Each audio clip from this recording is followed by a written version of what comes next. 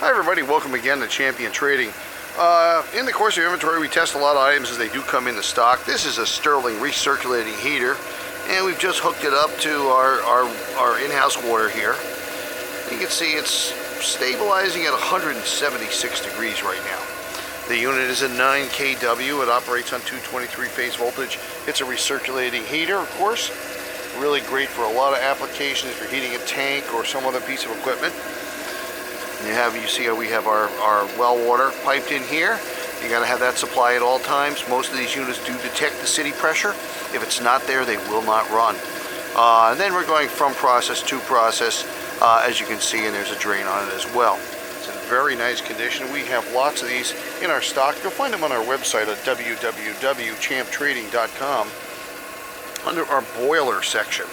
We don't specifically do a lot of boilers, but we do get a lot of these recirculating heaters and coolers as well. And right now it's actually venting off a little bit of water.